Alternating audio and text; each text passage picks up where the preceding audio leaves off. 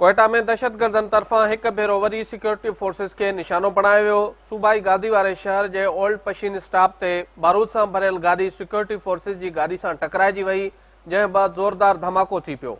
वाक़े जे नतीजे में 8 फ़ौजी जवाननि समेत 15 ॼणा शहीद थी विया ऐं 25 ॼणा ज़ख़्मी थी पिया। इतला मिलण ते सिक्योरिटी फोर्सिस वाक़े वारे हंधि पहुची इलाइक़े खे कड़ो चाढ़ियो ऐं लाश तोड़े ज़ख़्मी खणाए अस्पताल पहुचाया। धमाके बैदि मुख़्तलिफ़ अस्पतालुनि में हंगामी हालतूं लागू कयूं वियूं।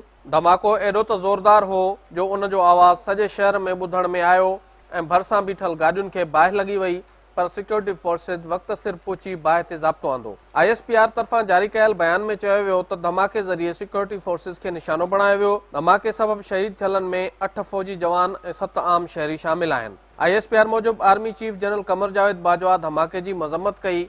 संदसि चवणो त दहशतगर्द संदनि हौसलनि खे कमज़ोर नथा करे सघनि। होॾां ख़ानगी TV चैनल सां ॻाल्हाईंदे बलोचिस्तान जे घरू वज़ीर सरफराज़ बुगटी चयो त धमाको वॾी नोयत जो आहे। शहर में दहशतगर्द हमले जो ख़दशो ज़ाहिर कयो वियो हो। हुन चयो त धमाके बैदि शहर में सिक्योरिटी हाई अलर्ट कंदे समूरनि डॉक्टरनि जूं मोकलूं रद्द कयूं वियूं आहिनि। सदर ममनून हुसैन, वज़ीर आज़म शाहिद